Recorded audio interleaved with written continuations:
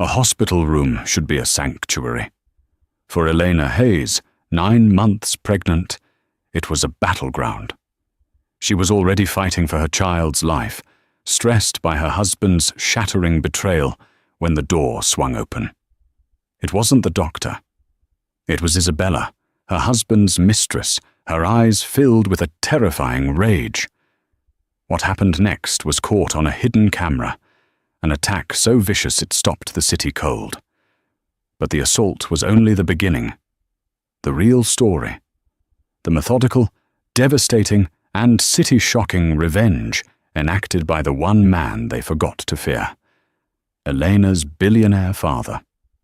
The penthouse on Park Avenue was less a home than a testament to Julian Hayes's ambition. Its vast, floor-to-ceiling windows overlooked Central Park, the lights of Manhattan glittering below like a carpet of scattered diamonds. But for Elena Davenport Hayes, the view had begun to feel like the bars of a beautiful, sterile cage. At 8 months pregnant, she should have been nesting, bathed in the glow of impending motherhood. Instead, she was nursing a cold, prickling anxiety that had settled deep in her bones. Julian, her husband of 3 years, was the picture of success.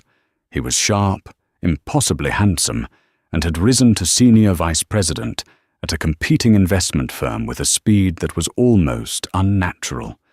He was charming to her father, doting to her, and, publicly, the perfect spouse. But in the last few months, the perfect spouse had been replaced by a polite, distracted stranger. The late nights at the office had become the norm, his explanations smooth and plausible. "It's the final push on the Singapore merger, darling," he'd murmur, kissing her forehead, his lips cool. "This deal will set us up for life." But his eyes never quite met hers. They were always fixed on his phone, which he now guarded with the diligence of a Secret Service agent. It was always on silent, always face down on the nightstand, and it went with him everywhere, even into the bathroom when he showered. Elena wasn't stupid. She was a Davenport. Her father, Richard Davenport, hadn't built Davenport Holdings from a small shipping company into a global logistics empire by raising a fool.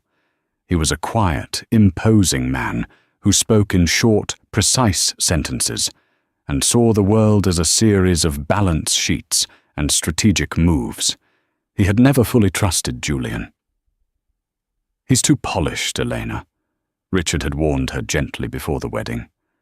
"Men who have no rough edges are either lying about their past or planning a future that doesn't include you." Elena had dismissed it as her father's overprotective nature.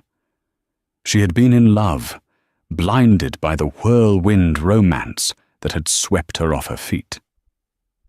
Julian had been everything her sheltered life was not: daring, passionate, and seemingly unconcerned with her family's staggering wealth.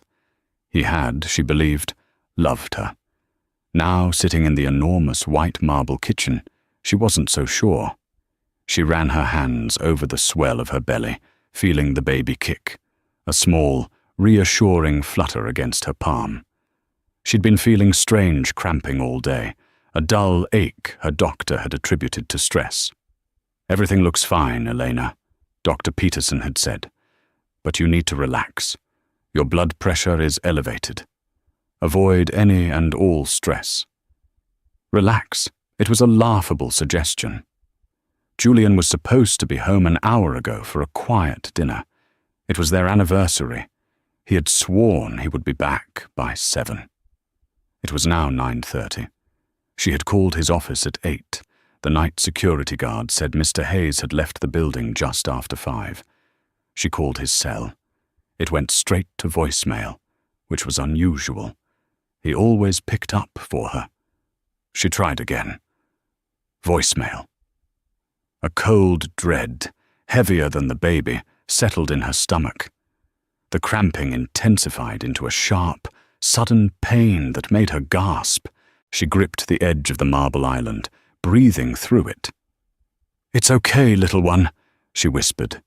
"Daddy's just..." stuck in traffic. But she knew, intuitively, that it was a lie. She walked on unsteady legs to their bedroom, the silence of the penthouse amplifying her heartbeat. She went to his closet, a vast walk-in space lined with bespoke suits and rows of polished shoes. She didn't know what she was looking for. A clue. Anything. She ran her hand inside the pocket of the tweed blazer he'd worn yesterday. Her fingers brushed against a small, stiff piece of cardstock. It wasn't a business card. It was a hotel key. White, sleek, and anonymous, save for the name embossed in silver script. The Valerian. The Valerian. Elena's blood ran cold. The Valerian wasn't a business hotel. It was a discreet, hideously expensive boutique hotel in Soho, known for its privacy. It was where celebrities and politicians went when they didn't want to be seen. Why would Julian be there? A text message chimed, not from her phone, but from the dressing room. He'd left his iPad on the charger. Julian was meticulous about syncing his devices. Elena's hand trembled as she picked it up. A message had just appeared on the locked screen, a preview visible. From Isabella Vance. Last night was incredible, Jay. I'm still aching. I can't believe you're stuck with her tonight. Forget the anniversary. Come back to me. Room 1201 is all ours. The world tilted. Isabella Vance. The name was poison on her tongue. Isabella was a new hire in Julian's division, a notoriously ambitious analyst with a shark smile and a reputation for leveraging more than her portfolio. Elena had met her once at a company gala.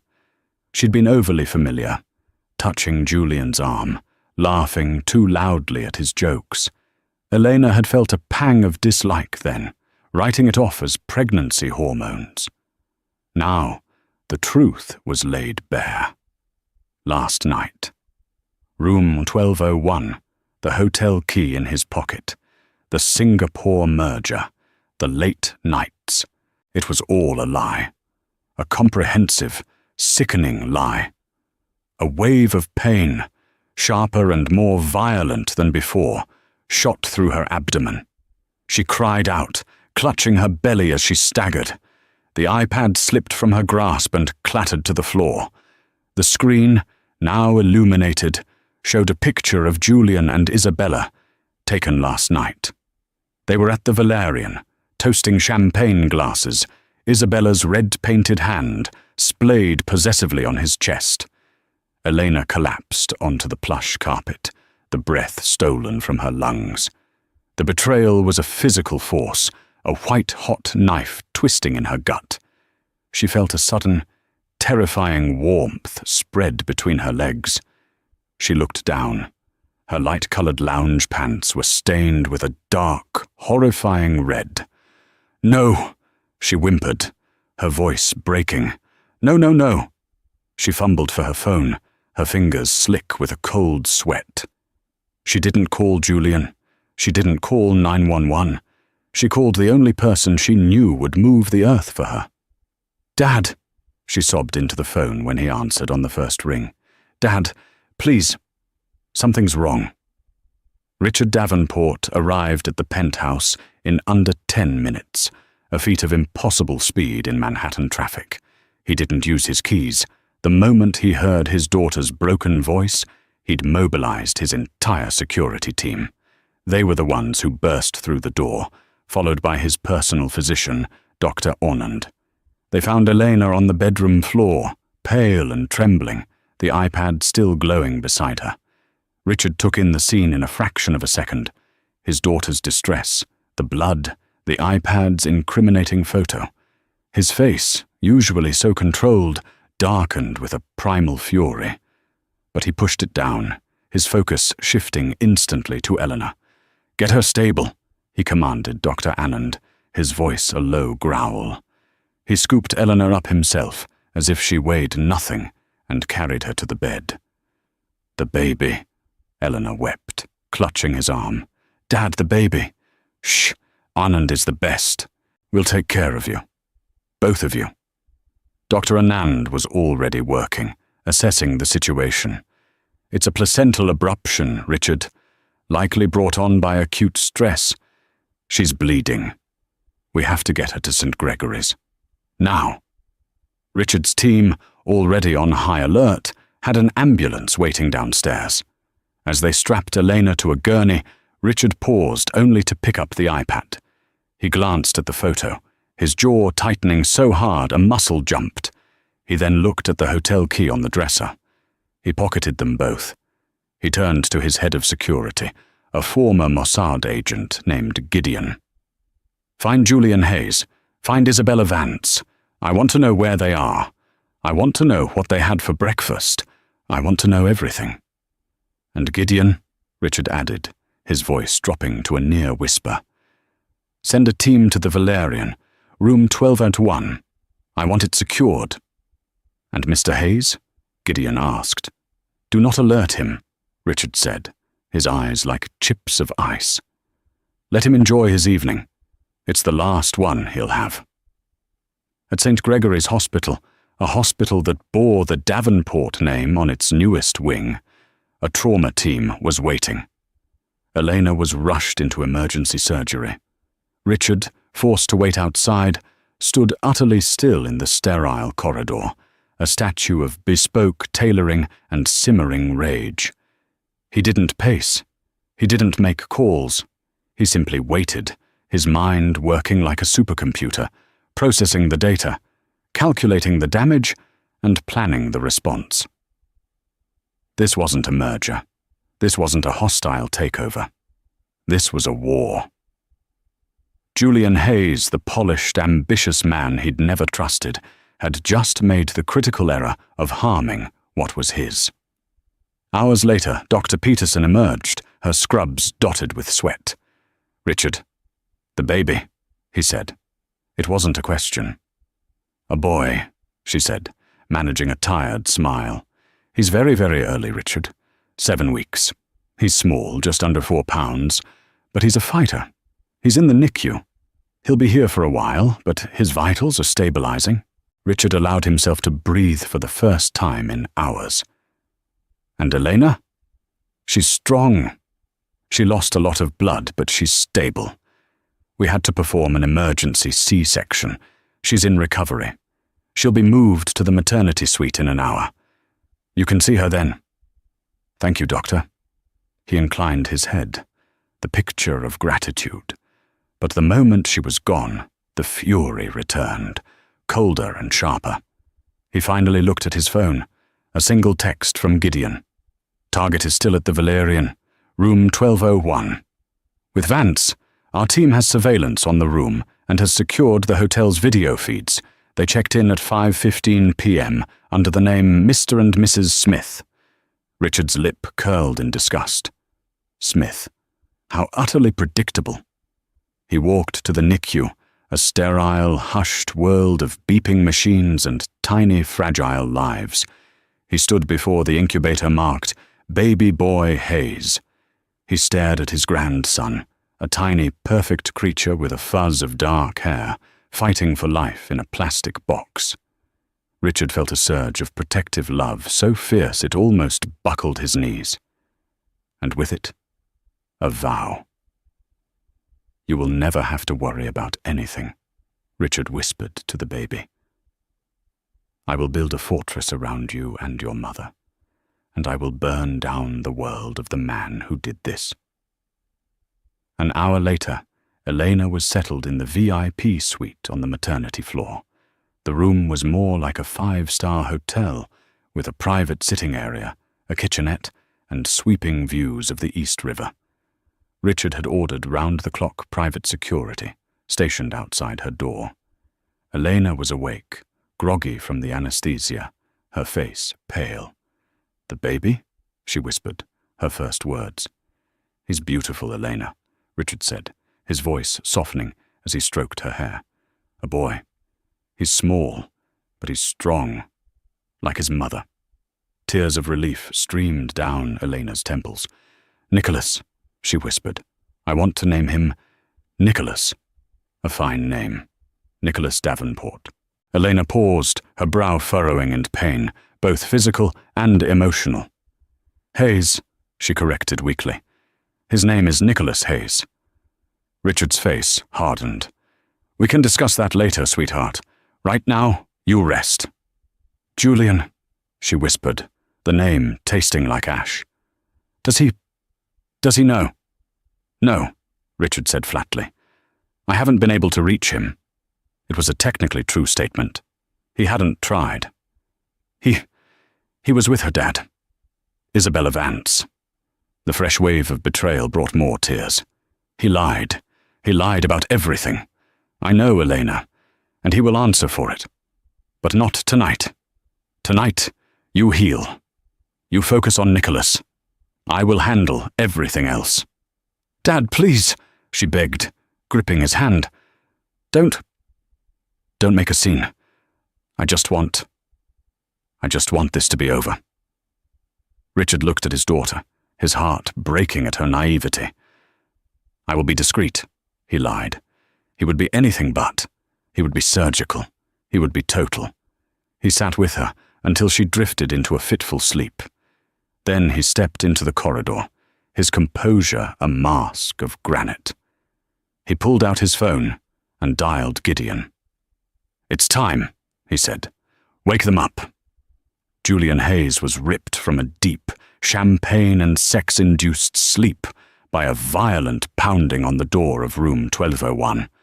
What the hell? He muttered, scrambling out of the silk sheets. Isabella stirred beside him, pulling the sheet over her bare chest. Julian, is that room service? I'm starving. It's 3 a.m, he grumbled, pulling on a pair of hotel-provided boxers. The pounding came again, louder, more insistent. Hotel security, Mr. Smith. Open the door. Julian froze. Smith? He looked at Isabella in a panic. Security? Just answer it, Jay. Maybe someone complained about the noise. She smiled slyly. We were pretty loud. Julian, his mind foggy, opened the door a crack. It was shoved open instantly, sending him stumbling back. 2 of Richard Davenport's security men, Gideon and another, built like a refrigerator, filled the doorway. They were not in uniform. They were in dark, functional suits. Julian Hayes, Gideon said. It was not a question. Who are you? This is a private room, Julian blustered, trying to regain his footing. Your wife is in the hospital, Gideon said, his voice flat and devoid of emotion. She's had the baby. Julian's blood ran cold, but not for the reasons it should have. Hospital? Baby? This was bad. This was a complication. Elena, is she okay? She's in the maternity wing at St. Gregory's. Mr. Davenport requests your presence. Oh my God, Isabella said from the bed, now sitting up, the sheet clutched to her. Is she all right? Jay, you should go. Her face was a mask of faux concern. Julian, however, recognized the threat. This wasn't a friendly summons. This was an extraction. Yes, of course. Let me get dressed. Now, Gideon said. He tossed Julian's clothes, which were pooled on the floor, onto the bed. You have 60 seconds. As Julian dressed with fumbling, shaking hands, Gideon turned his flat, reptilian gaze to Isabella. Isabella Vance, you will remain here. A car will be sent for you in the morning. Mr. Davenport's legal team will be in touch. Legal team? Isabella's voice was suddenly sharp, all pretense of concern gone. What for? For a discussion about your employment, your visa status, and the non-disclosure agreement you signed with Davenport Holdings' subsidiary. Gideon seemed to know everything. I'd advise you to cooperate. Isabella's face paled. She was ambitious, but she wasn't stupid. She'd just slept with the son-in-law of one of the most powerful men in New York, and she'd been caught. Julian was marched out of the hotel, through a service entrance, and into a black SUV.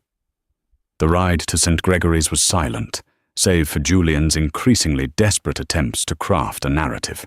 "I don't know what you think you saw," he started, "but Isabella, she's unstable. She's been pursuing me for months. I was trying to let her down easy, and she got aggressive. I was trapped." Gideon didn't even look at him. He just stared straight ahead. When they arrived at the hospital, Julian was escorted not to Eleanor's room, but to a small, windowless waiting room adjacent to the NICU. And there he sat, for 4 hours. No one came. No one spoke to him. He was left alone with his mounting panic. He tried to use his phone, but there was no signal in the room, a deliberate design. He was in a holding cell, and he knew it. This was Richard's power play. Finally, at 7 a.m., a nurse entered. "Mr. Hayes, your wife is asking for you." Julian composed his face into a mask of worried but relieved husband and followed her to the VIP suite. He rehearsed his lines. "I'm so sorry. I was working. My phone died. I just heard, 'How are you? How is the baby?'" But the room was empty. Elena wasn't there.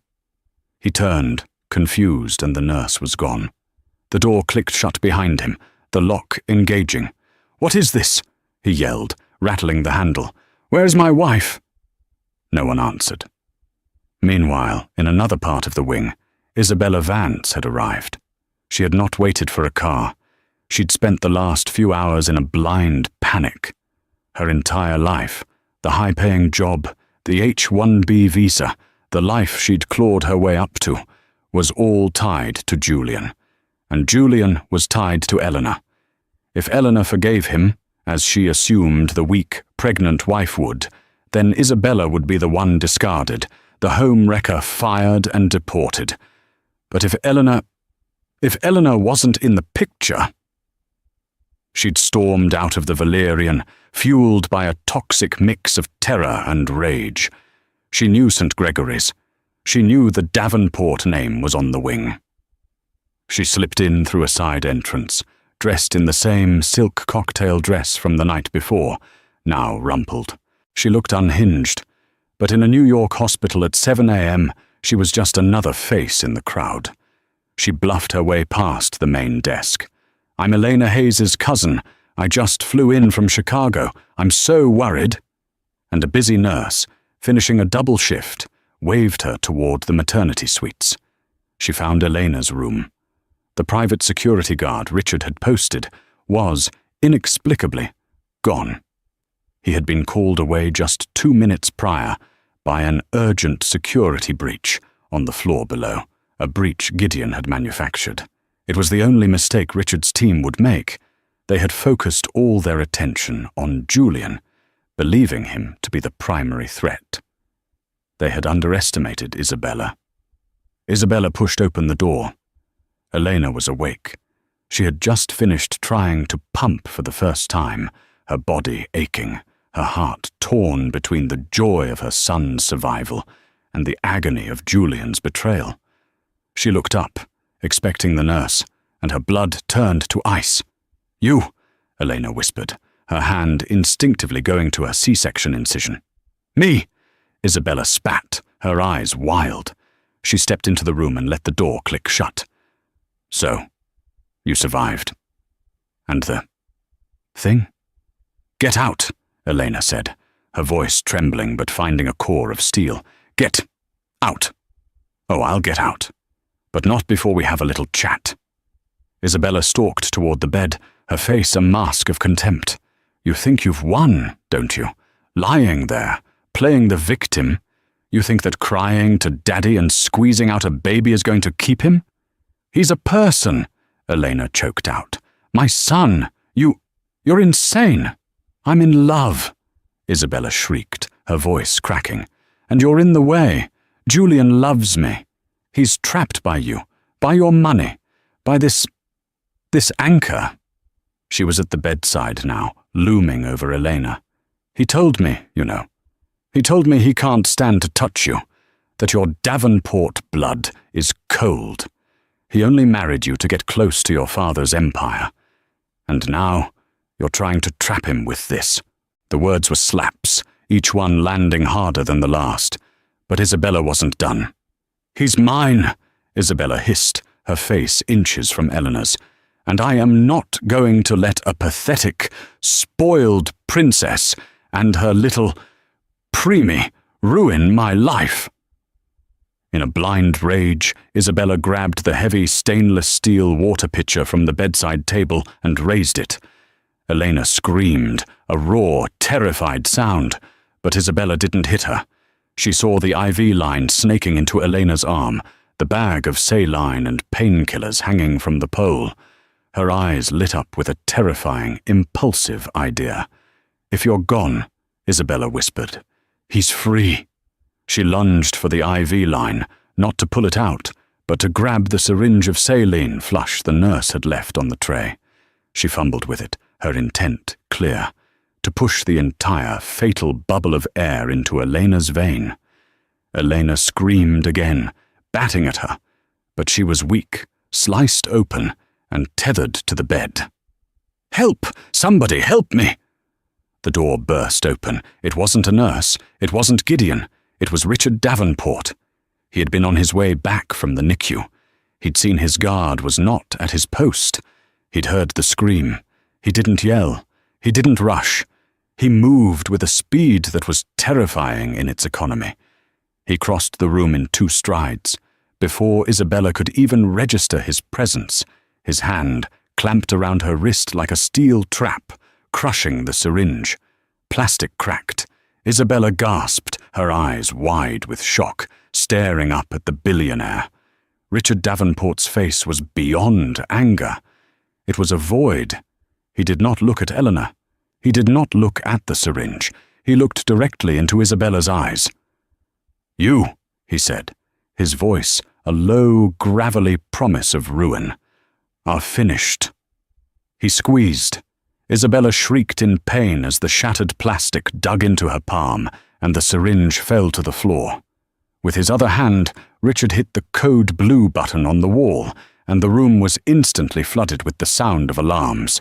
He shoved Isabella away from the bed, sending her crashing into the visitors' chairs. "Gideon!" he roared. The door flew open again, revealing Gideon and 2 hospital security guards who had been sprinting back to their post. They saw Isabella on the floor, Richard standing over her like an executioner, and Eleanor, white-faced and hyperventilating, pointing a shaking finger. She tried to kill me," Eleanor sobbed, as nurses and a doctor burst into the room. Richard looked at Gideon. "She assaulted my daughter. She attempted to murder my grandchild. Call the NYPD. I want her arrested. I want her charged. And Gideon, get the footage." "Sir?" Gideon asked. Richard pointed to a small, dark dome in the corner of the ceiling, hidden among the smoke detectors. "This is the Davenport wing. I had proprietary security installed in all VIP suites. I want a copy of the last 5 minutes. It's for the police." Isabella, bleeding from her hand, stared at the camera. The realization of what she had done, and the fact that it had all been recorded, drained every last bit of color from her face. She began to sob, a pathetic, animal sound. "Please," she begged, "Mr. Davenport, I wasn't... Julian!" Richard turned his back on her, his attention focused solely on his daughter, as the medical team rushed to her side. "Get her out of my sight," he ordered. As the guards hauled Isabella Vance to her feet, she locked eyes with Elena. It wasn't a look of remorse. It was a look of pure, unadulterated hatred. And just as she was being dragged out the door, Julian Hayes, finally released from his holding room by a panicked nurse, came running down the hall. "Elena, what's happening? I heard a code." He skidded to a halt, taking in the scene. The room full of doctors, Elena weeping, Richard's back to him, and Isabella, disheveled and in handcuffs, being led away by police. "Isabella," Julian said, his voice weak with confusion. What did you do?" Isabella stopped. She looked at Julian, the man for whom she had just destroyed her life. Then she looked at Richard, then back at Julian, and she laughed, a high, hysterical cackle. "He'll never love you, you stupid cow," she screamed at Eleanor. "He was using you. He told me." "Get her out," Richard roared. Julian stood frozen in the hallway, his perfectly crafted world shattering in real time, as the woman he'd slept with was arrested for the attempted murder of the woman he'd married. And he knew, with chilling certainty, that the silent, observing man in the center of it all, Richard Davenport, was just getting started. The aftermath of the assault was a blur of police, hospital administrators, and lawyers. Elena, sedated and secured in a new, undisclosed room on a different floor, was shielded from it all. Her new room had 2 full-time Davenport security guards, and no one, not even hospital staff, was allowed in without Gideon's personal clearance. Richard Davenport, meanwhile, operated from a conference room he had commandeered downstairs. He was on the phone, not with the police, he'd left that to his legal team, but with the pillars of his empire. He spoke in quiet, clipped tones, calling in favors, activating sleeper agents in boardrooms, and pulling levers of power that had laid dormant for years. The city's financial and social ecosystem was intricately connected, and Richard owned a significant piece of the infrastructure. Julian, to his own surprise, was not arrested. He was, instead, treated as a potential witness, a victim even. He'd played his part to perfection. "I am horrified," he'd told the detectives, his voice breaking. "Isabella, she was a colleague. I knew she was unstable, obsessive. I had been trying to distance myself, to protect my family. I never ever thought she was capable of this. My God, my wife. My son." He'd even managed to produce tears. The police, seeing a distraught new father and a clearly unhinged mistress, the video footage was damning, took his statement and let him go, advising him to stay close. Julian rushed to find Elena, only to be blocked by Gideon at the elevator bank. "Mr. Davenport is handling his daughter's care," Gideon said, barring his path. "I am her husband. I am the father of that child." Julian tried to push past, but Gideon was immovable. "You are not welcome here, Mr. Hayes." "My father-in-law is upset. I understand that," Julian said, shifting tactics, his voice oozing manufactured sincerity. "But my wife needs me. Please just tell her I'm here." "She knows," Gideon said. "She has requested you do not see her." That hit Julian harder than a physical blow. Elena was turning on him. This was not part of the plan. Defeated, he retreated. He needed to regroup. He went to the NICU, staring through the glass at the tiny incubator holding Nicholas, his son, his heir, the key to the Davenport fortune. This wasn't over. He could still salvage this. He would paint Isabella as a psychotic stalker, himself as the grieving husband, and Elena as the fragile victim he needed to protect. He would win her back. He returned to the penthouse to shower and change, to scrub the stench of the hospital and the valerian off him. But when he arrived, his key fob didn't work. The light on the elevator's private sensor flashed red. Access denied. He frowned. He used the building intercom. "Julian Hayes for the penthouse." The concierge's voice came back, cool and professional. "I'm sorry, sir. We have instructions from Mr. Davenport. You are not permitted on the premises." "There's been a mistake," Julian said, his voice rising. "I live here. Our instructions are clear, Mr. Hayes. We are to call the police for trespassing if you do not leave the lobby." Julian stared at the receiver in disbelief. Richard had locked him out of his own home, the home he had chosen, that he had decorated. The audacity was breathtaking. He seethed. Fine, If Richard wanted to play hardball, he would too. He was Julian Hayes. He had connections. He was a senior VP. He had his own money. He went to his bank's ATM to pull out cash. Card declined. He tried his other card. Card declined. He tried his corporate Amex. Transaction not authorized. A cold, visceral panic, far worse than when he was locked in the hospital room, seized him. He logged into his mobile banking app, his joint checking account with Eleanor, balance 0.00 euros, his personal savings account, balance 0.00 euros, his brokerage account, balance 0.00 euros. Eleanor, or more likely Richard, had cleaned him out. A preemptive strike. The accounts had been joint, a sign of trust Elena had insisted on. He'd used that money to fund his trysts, to buy Isabella gifts. Now, it was all gone. He was standing on Park Avenue in a $1,000 suit, and he didn't have cab fare. Rage gave way to strategy.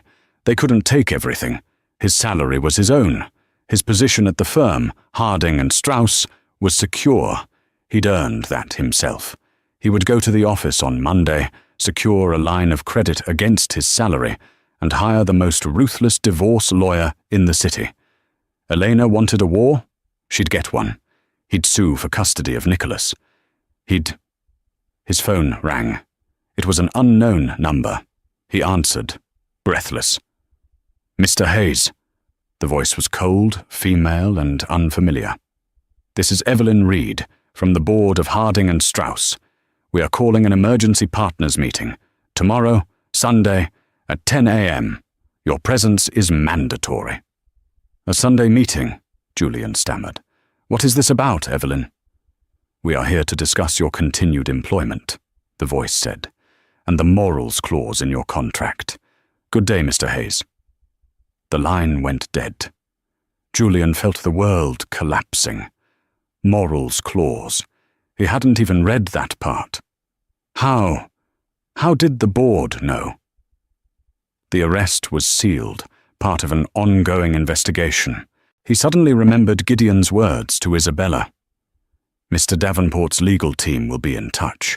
It wasn't just Isabella they were touching. Richard was systemically dismantling his life. He had one last hope. He called the one person he thought was untouchable, his mentor, Arthur Harding, the firm's founder. Arthur had always loved him, had seen him as a younger version of himself. Arthur picked up on the fifth ring. Julian. His voice was heavy. Arthur, thank God. Arthur, you have to help me. Richard Davenport is trying to destroy me. There's been a terrible misunderstanding. A woman I work with, Isabella Vance, she's sick. She attacked Elena. There was a long silence on the line. Then Arthur sighed. Julian, I just got off the phone with Richard Davenport. He's been our firm's single largest client for 20 years. He accounts for 40% of our managed assets. So you see, Julian said, desperate. He's biased. He sent me a video, Julian, from the hospital room, of a woman, your colleague, trying to inject an air embolism into your wife's IV line less than 12 hours after she gave birth to your son via emergency C-section. Julian was speechless. And then, Arthur continued, his voice now like steel, he sent me the hotel security footage from the Valerian, of you and Miss Vance checking in together, hours before your wife's placental abruption, of you being escorted from the room by his security. He also sent me the itemized room service bill. 3 bottles of Dom Perignon. Oysters. Julian's knees buckled. He leaned against the cold stone of the bank, nauseated. Arthur, it was a mistake. A moment of weakness. It was a moment that has exposed this firm to catastrophic liability, Julian. It was a moment that has aligned you with an attempted murderer. The board is meeting tomorrow to accept your resignation. If you do not offer it, you will be fired. For cause. You will lose your license. You will be blacklisted from Wall Street. Am I clear? You're firing me? Arthur, I've given you 10 years. And Richard Davenport has given us 20 years and $5 billion in assets. The math is simple. Don't come tomorrow, Julian. Just have your lawyer send the letter. You are finished here. The line clicked dead. Julian Hayes stood on the sidewalk, the sounds of the city fading into a dull roar. He had been surgically, brilliantly, and completely severed from his life. He had no money, no home, and as of tomorrow, no job. He looked up at the sky, a sliver of grey between the towering canyons of wealth. Richard hadn't just declared war. The war was already over. This was the clean-up operation. In the hospital, Eleanor woke up. Her father was sitting in a chair by her bed, reading the Wall Street Journal. He looked up as her eyes fluttered open. "Dad?" "I'm here, sweetheart." "Julian." "Julian is being handled," Richard said quietly, folding the paper. "You will not have to see him again. The divorce papers are being drawn up." "Divorce?" The word was so final. "Elena," Richard said, his voice firm but kind. "He brought this into your life. He exposed you and your son to a monster. This isn't a mistake. It's a character flaw, a fatal one. And I will not have it near you." Elena thought of the baby, her tiny Nicholas, fighting in his incubator. She thought of Isabella's face, contorted with hate. She thought of the syringe. She closed her eyes, a single tear tracing a path to her hairline. "Okay, Dad. Okay." Richard nodded, satisfied. The storm had passed. Now, the quiet, methodical reconstruction could begin. And the final, public ruin. The following week was a masterclass in silent, brutal efficiency. While Eleanor focused on her recovery and the agonizingly slow, precious progress of baby Nicholas, Richard Davenport went to work. He didn't just want Julian ruined, he wanted him erased. Julian, now homeless and penniless, had retreated to the only place that would have him, a cheap, transient hotel near Penn Station, paid for with the last of his emergency credit, a card he'd kept hidden from Eleanor, which Richard's team hadn't yet found. It wouldn't last long. His resignation from Harding and Strauss was front-page news on the Financial Times digital edition. "Rising star Julian Hayes resigns amidst personal matters," the headline read. The personal matters were left to the imagination. But Wall Street was a small, gossipy town. The rumors were already circulating, painting a picture of depravity and betrayal. But Richard wasn't content with rumors. He wanted a public execution. The first pincer was social. Julian had spent a decade building his identity. He was a member of the prestigious Evergreen Club, sat on the junior board of the Metropolitan Museum of Art, and had a permanent reservation at Cipriani on Thursday nights. He tried to go to the Evergreen Club first, desperate for a hot meal, and, more importantly, to see his friends, to gauge the damage. He walked into the hallowed, wood-panelled lobby, but before he could even check his coat, the club manager, Mr. Pembroke, intercepted him. "Mr. Hayes," Pembroke said, his face a polite, impenetrable mask. "I'm afraid I cannot let you in." "Pembroke, what is this?" "I'm a member." "Not anymore, sir. The board convened this morning. Your membership has been terminated." "Terminated? On what grounds?" Section 4, subsection B of the bylaws, sir. Conduct unbecoming a member. The board's decision is final." "This is ridiculous," Julian hissed, his voice drawing stares. "This is Richard Davenport's doing." "Mr. Davenport is a valued, lifelong member, sir," Pembroke said, his voice dropping. "He is also the club's largest benefactor. Now, if you'll please leave, or I will have to call security." Julian stumbled back out onto the street, his face burning with humiliation. He tried calling his friends, his network, Peter van der Sloot, a hedge fund manager he'd vacationed with in St. Bart's. The call went to voicemail. He tried Stephen Chen, a tech mogul he'd advised. No answer. He sent a text to Michael Roth, his supposed best friend. "Mike, I'm in trouble. Davenport is trying to destroy me. I need to talk to you." A text came back 3 hours later. "Sorry, Julian, can't be seen with you. It's my career." Good luck. He was radioactive. No one would touch him.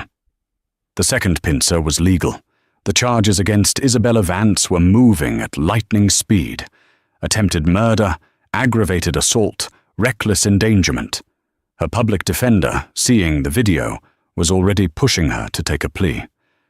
But Richard's lawyers weren't done. They filed a massive civil suit on Eleanor's behalf against both Isabella and Julian. "Mr. Hayes." Julian was stopped on the street by a process server. "You've been served." He ripped open the envelope. It was a $50 million lawsuit citing conspiracy to commit assault, intentional infliction of emotional distress, and financial malfeasance. The suit claimed Julian had willfully and maliciously created the conditions that led to the attack and had illegally diverted marital assets to fund his illicit affair. "Conspiracy?" Julian laughed, a harsh, dry sound. "That's insane. I didn't tell her to attack Elena." But the suit wasn't designed to win. It was designed to cripple. It instantly placed a lien on any asset he might have had. Not that he had any left. It was a public branding. The New York Post got the story. The page 6 headline was brutal. "Penthouse and Preemie. Attempted murder mistress. Conspiracy husband sued for $50 million by Davenport heiress." The article was salacious, filled with details. It mentioned the Valerian. It mentioned the baby's fight for life in the NICU. It mentioned Julian being fired. And in the most devastating blow, it included a single, grainy, black and white still frame from the hospital security footage. It wasn't the moment of the attack. It was the moment just before. Isabella Vance, her face twisted in rage, standing over Elena's hospital bed, her hand reaching for the IV. The city exploded. It was one thing to cheat. It was another to be involved, even tangentially, in an attack on a pregnant woman in a hospital bed. The court of public opinion delivered its verdict instantly. Julian Hayes was not just a cad. He was a monster. He couldn't go anywhere.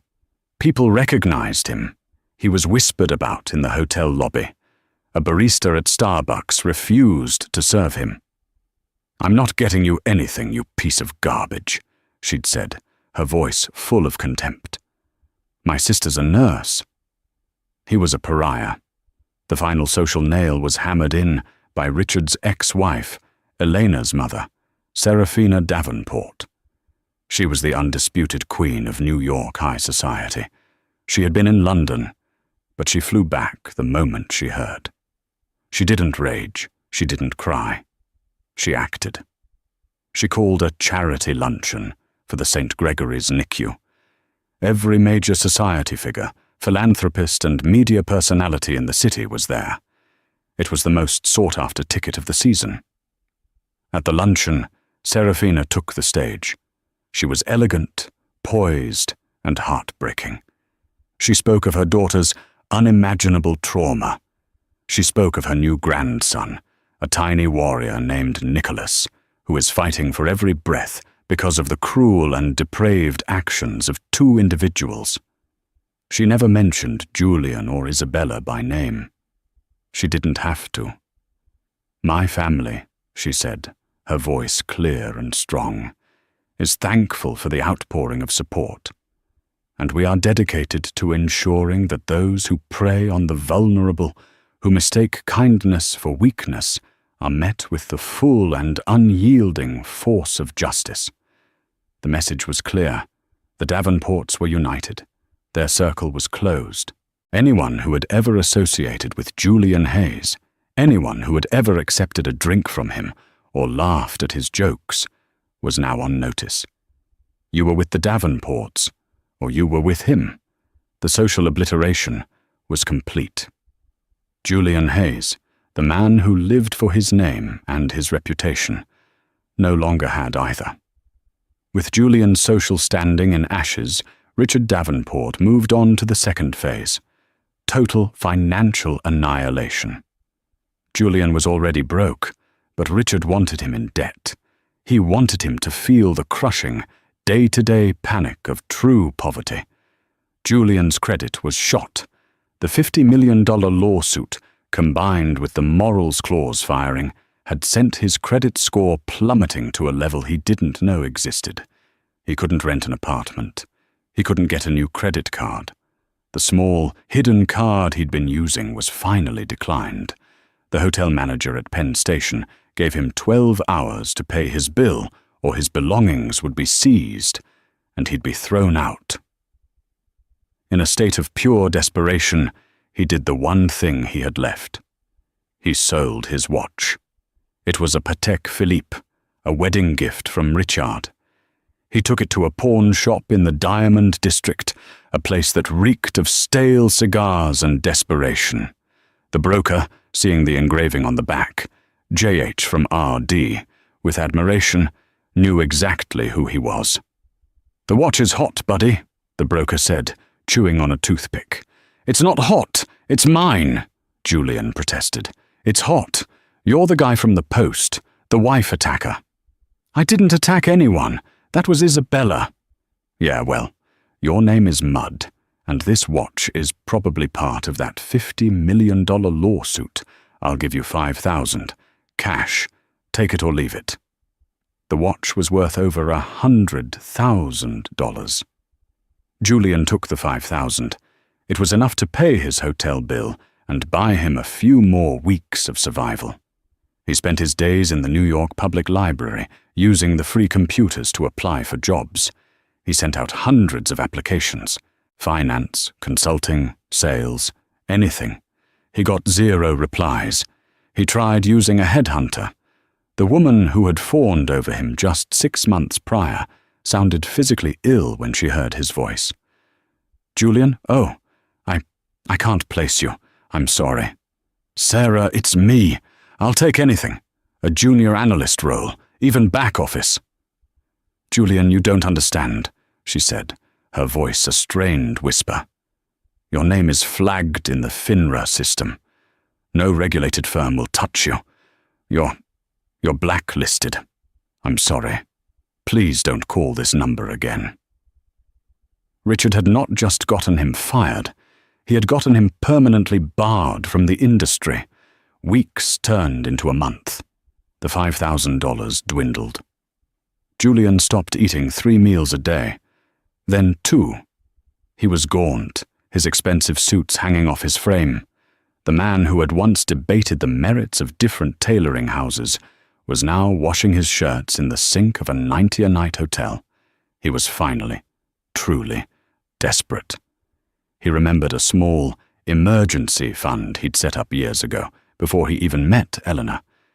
It was with a small, private wealth manager in Delaware, a man named Gregory Taft. It couldn't be much, maybe $20,000, but it was his. It was clean. He called Taft's office. "Gregory, it's Julian Hayes. I need to liquidate my account. Immediately." There was a pause. "Ah, Julian. Good to hear from you. There's a situation with that account." "A situation? What? It's my money." "Well, yes," Taft said, clearing his throat. "It was. But you had a significant margin loan against that portfolio, Julian, from about 8 years ago, to fund your initial apartment buy-in." "I paid that off," Julian said, though he suddenly wasn't sure if he had. "Not quite. You rolled it over. The note? Well, the note was sold. It was bought last week by a private holding company, and they issued an immediate margin call. Given the downturn in your other fortunes, Your account was liquidated to cover the debt. I'm afraid the account balance is 0. What holding company? Julian demanded, his stomach churning. Who bought my debt? I'm not at liberty to say, Taft said, but they're very thorough. They're called Davenport Holdings. Julian dropped the phone. Richard hadn't just frozen his assets. He had gone back in time. He had scoured Julian's financial history, found a decade-old debt, bought it, and used it to vaporize the last few $1,000s to his name. This wasn't revenge, this was an extermination. Julian sat on the edge of the lumpy mattress, his head in his hands. He was done. He had nothing. No, he had less than nothing. He was in debt to the man who hated him most in the world. He thought of Eleanor. He thought of the baby. He had to see her. He had to beg. It was the only move he had left. Meanwhile, Eleanor and Nicholas had been discharged from the hospital. They were not at the penthouse. Richard had moved them to his heavily secured 30-acre estate in Greenwich, Connecticut. It was a fortress, surrounded by stone walls and private security. Elena was healing. Her incision was a thin, white line. Nicholas, after 5 long, terrifying weeks in the NICU, was finally home. He was still small, but he was healthy. Elena spent her days in a sunlit nursery, rocking her son, the trauma of the hospital fading with every breath he took. She had read the headlines. She'd seen what her father was doing. A part of her was sickened by the sheer, overwhelming force of it. But another part, a harder, colder part she didn't recognize, was relieved. She felt safe. She knew, with absolute certainty, that Julian would never, ever be able to get near her or her son again. One afternoon, her father came into the nursery. He looked tired but satisfied. "It's done," he said. "What's done?" Elena asked, kissing Nicholas's head. "Isabella Vance took a plea. Assault in the 2nd degree, 20 years. She'll be deported if she ever gets out." Elena nodded, feeling a chill. "And Julian?" "Julian Hayes," Richard said, "no longer exists in any meaningful way. He has no money, no job, and no future. The divorce will be finalized next week. He's contesting nothing. He's signing away all parental rights to Nicholas."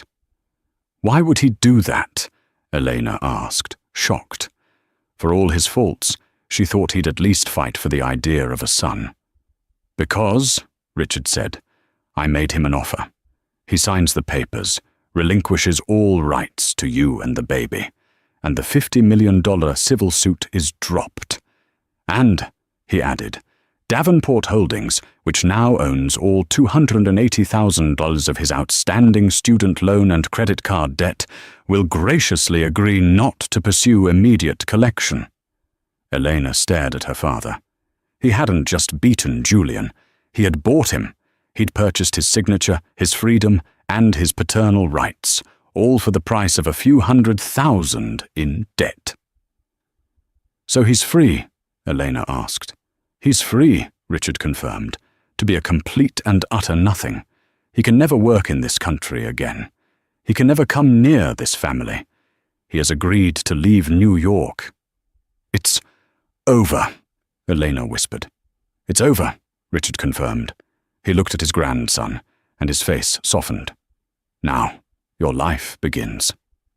6 months later, a healed Elena and a thriving baby Nicholas left St. Gregory's, their new life beginning. Their peace was shattered by a skeletal figure. Julian.